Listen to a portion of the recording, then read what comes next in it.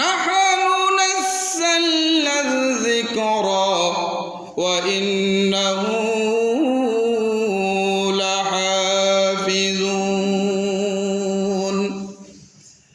আল্লাহ রাব্বুল আলামিন বলেন, এই কোরআন আমি অবতীর্ণ করেছি আর এর সংরক্ষণের দায়িত্ব আমি আল্লাহ রাব্বুল আলামিন আমার নিজ হাতে গ্রহণ করেছি।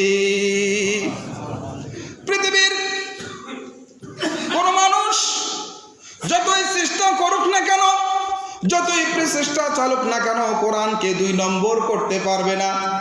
কোরআনে নিজের মতো করে কোনো আয়াত বানিয়ে কোরআনের মধ্যে ঢুকিয়ে দিতে পারবে না। এই পৃথিবীতে অনেক ধর্মগ্রন্থ আছে, কোন ধর্মগ্রন্থর হাফেজ এই পৃথিবীতে আছে? আপনার আমার কি জানা আছে না নাকি? পৃথিবীর কোনো ধর্মগ্রন্থের কোনো হাফেজ আপনি খুঁজে পাবেন না।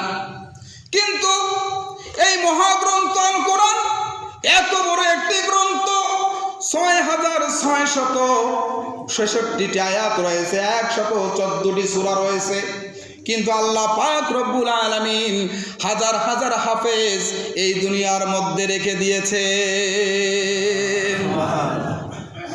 সমস্ত লাইব্রেরি, সমস্ত মসজিদ মাদ্রাসার কিতাবগুলি যদি আগুনে পুড়িয়ে ফেলা হয়, আগুনে পুড়িয়ে ফেলা হয়, পানির মধ্যে নিমজ্জিত করা হয়, এরপরেও আল্লাহ পাকের কোরআন দুনিয়া থেকে মিটে যাবে না। যাবে নাকি? মিটে যাবে? হাজার হাজার কোরআনের হাফেজ আল্লাহ পাক এই পৃথিবীতে রেখেছেন, বলেন সুবহানাল্লাহ।